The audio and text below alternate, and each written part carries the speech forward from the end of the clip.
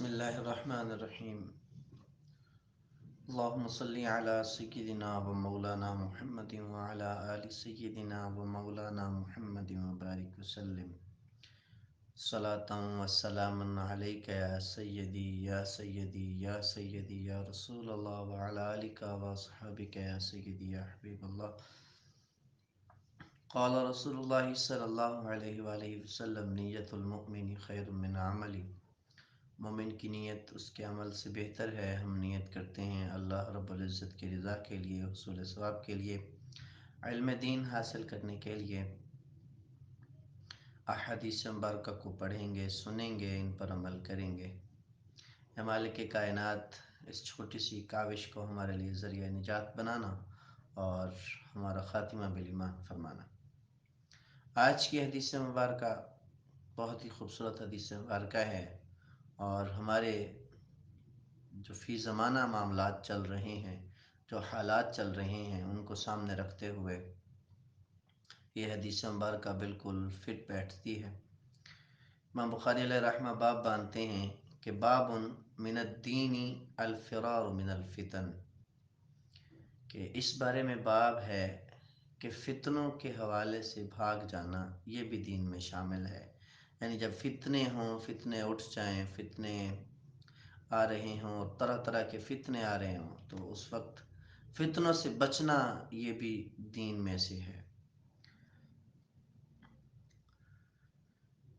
راوی کہتے ہیں عن ابی سعید الخدری جی رضی اللہ عنہ انہ قال، حضرت ابو سعید خدری رضی اللہ عنہ سے روایت ہے، وہ کہتے ہیں، وہ فرماتے ہیں کہ قال رسول اللہ صلی اللہ علیہ وآلہ وسلم،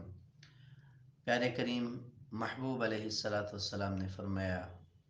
یوشک ان یکون خیر مال المسلم غنم، کہ فرمایا کہ وہ وقت قریب ہے کہ جب مسلمان کا عمدہ مال بکریاں ہوں گی. یتبع بها شعف الجبال و مواقع القطر، وہ ان کو لے کر پہاڑوں کی طرف، چوٹیوں کی طرف، برساتی وادیوں کی طرف نکل جائے گا. یفر بدینہ من الفتن، اپنے دین کو بچانے کے لیے، اپنے دین کو فتنوں سے محفوظ رکھنے کے لیے وہ فرار ہو جائے گا. صاحب الاولاق صلی اللہ علیہ وآلہ وسلم کو اللہ نے جو علم عطا فرمایا، اور اس علم کی انتہا کو اگر جاننے کی طرف بندہ لگ جائے تو بندے کی زندگی ختم ہو سکتی ہے، لیکن سرکار کے علم کے حوالے سے بحث ختم نہیں ہوگی. ایسا اللہ نے اپنے حبیب کو علم عطا فرمایا تھا. اور یہ حدیث اس بات کی طرف نشانی ہے کہ سرکار علیہ السلام نے اپنی امت کے آئندہ حالات سے واقف ہو کر اللہ کے عطا کردہ علم سے ہمارے لیے یہ بات ارشاد فرما دی کہ جب فتنوں کا دور دورہ ہو اور جب فتنے دھڑا دھڑ ظاہر ہو رہے ہوں، تو پھر ان فتنوں سے بچ جانا ہی انسان کے لیے بہتر ہے، اور اس کے لیے بندہ بھاگ جائے تو یہ بھی اچھا ہے. اب اس باب میں یہ ہے کہ سرکار نے فرمایا کہ مسلمان کا عمدہ مال بکریاں ہوں گی. تو اگر ویسے بھی دیکھا جائے، ایک تو یہ ہے کہ یہ قیامت کے حوالے سے ہے، حدیث قیامت کی نشانی کے حوالے سے ہے، قرب قیامت کے حوالے سے یہ ارشاد فرمایا گیا ہے. لیکن اگر اس کے علاوہ بھی دیکھا جائے تو جو ایسے احباب آپ میں سے ہیں کہ جن کو پتہ ہے کہ بکریاں جو ہیں وہ کتنی برکت والی ہوتی ہیں، اگر ان کو گھر میں پالا جائے تو اللہ ان میں برکت دیتا ہے، وہ اپنی نسل بڑھاتی ہیں، اور پھر 1 سے 2، 2 سے 4، 4 سے 8. تو اللہ رب العزت نے قدرتی طور پر بکریوں کے مال میں برکت رکھی ہے. کیونکہ میرے محبوب علیہ السلام بھی جو ہے وہ بچپن میں آپ نے بکری کا دودھ نوش فرمایا اور پسند فرمایا، اور یہ بکری کا جو دودھ ہوتا ہے یہ بہت طاقتور ہوتا ہے. اس بات کی صداقت، اس بات کی گواہی جو ہے وہ حدیث رسول صلی اللہ علیہ وآلہ وسلم سے ملتی ہے. لیکن آج ہمارے معاشرے میں بکری کے دودھ کو اہمیت نہیں دی جاتی اور سمجھا جاتا ہے کہ یہ کوئی خاصیت والا دودھ نہیں ہے. حالانکہ ریسرچ کے مطابق بھینس، گائے کہ دودھ سے بھی زیادہ پاورفل، فائدہ مند اور جلد ہضم ہونے والا جو دودھ ہے وہ بکری کا دودھ ہے، کیونکہ اس میں نمکیات برابر ہوتے ہیں، نہ کم ہوتے ہیں نہ زیادہ ہوتے ہیں۔ اس میں نمکیات کی جو فراہمی ہوتی ہے وہ اللہ نے قدرتی طور پر اس میں رکھ دی ہے۔ تو میرے محبوب علیہ الصلوۃ والسلام نے ارشاد فرمایا کہ بہترین مال بکریاں ہوں گی، ٹھیک ہے۔ تو اگر کوئی مسلمان اس نیت سے اپنے گھر میں بکریاں پالتا ہے، بکریاں رکھتا ہے کہ میرے محبوب علیہ الصلوۃ والسلام کو یہ پسند تھیں اور محبوب کا فرمان ہے کہ یہ سب سے بہتر مال ہے، تو یقیناً وہ بندہ بکریوں میں اتنی برکت پائے گا کہ اس کے لیے اللہ رب العزت بہت ساری برکتیں اسی مال میں رکھ دے گا۔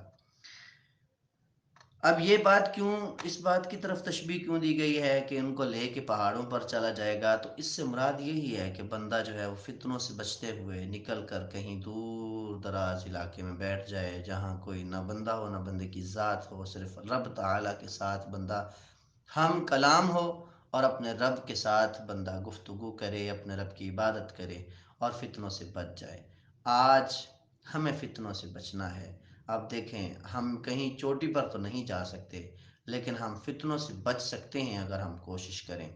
ہر ہر طرف فتنوں کی بارش ہے، کبھی کوئی اپنے آپ کو امام مہدی کہہ رہا ہے، کبھی نعوذ باللہ من ذالک نقل کفر کفر نبشت، کہ کبھی کوئی اپنے آپ کو نبی کہہ رہا ہے معاذ اللہ، اور کبھی کوئی جناب کیا کہہ رہا ہے، کوئی صحابہ کی توہین کر رہا ہے، کوئی اہل بیت اطہار کی توہین کر رہا ہے، کوئی کہتا ہے صحابہ کو گالیاں دینی چاہیے نعوذ باللہ من ذالک، کوئی اہل بیت اطہار کے حوالے سے ایسی باتیں کرتا ہے۔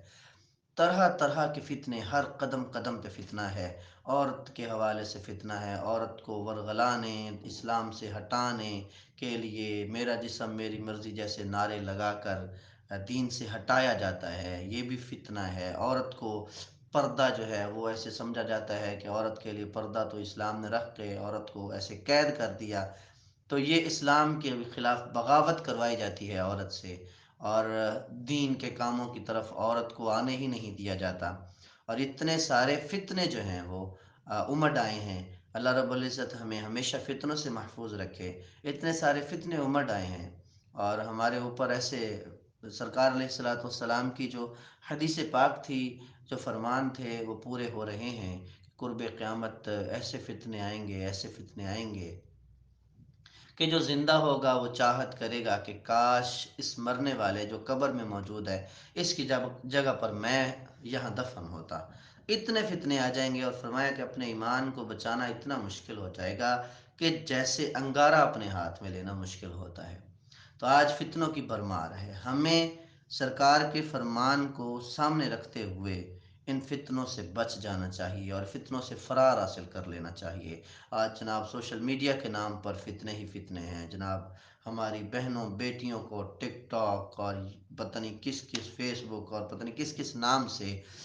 فتنوں میں مبتلا کیا جا رہا ہے، اور ہماری بہنوں کو، ہماری بیٹیوں کو، ہماری ماؤں کی عزتوں کو ایسے نیلام کیا جا رہا ہے سوشل میڈیا پلیٹ فارمز پر کہ یہ سارے کے سارے فتنے ہی فتنے ہیں۔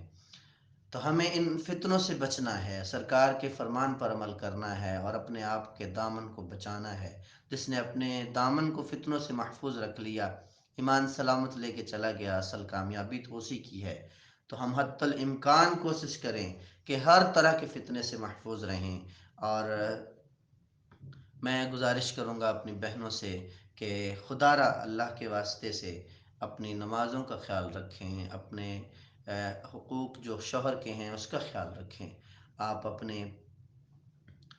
درود پاک کی کثرت کریں، ہر قسم کی ایسی چیز جو اسلام سے آپ کو دور کرے، یا ایسی بات جو آپ کے دل میں اسلام کے بارے میں غلط خلل ڈالے، آپ خدا را اس کو چھوڑ دیں، اس کو چھوڑ دیں، اور ہمیں چاہیے کہ ہم فتنوں سے محفوظ رہیں، فتنوں سے بچ جائیں۔ اللہ رب العزت اپنے پیارے حبیب صلی اللہ علیہ وآلہ وسلم کے صدقے سے ہمیں فتنوں سے محفوظ فرمائے، اور اللہ رب العزت ہماری حفاظت فرمائے۔ چاہتا تو تھا میں کہ آپ کو ایک اور حدیث پڑھاؤں، لیکن جتنے شغف سے درس حدیث کو سنا جا رہا ہے، بس میرے خیال میں اتنا ہی کافی ہے۔ اللہ رب العزت ہمیں عمل کی توفیق عطا فرمائے، اللہ رب العزت ہمیں ہمیشہ فتنوں سے محفوظ فرمائے، آمین بجاہ النبی الامین صلی اللہ تعالیٰ علیہ وسلم۔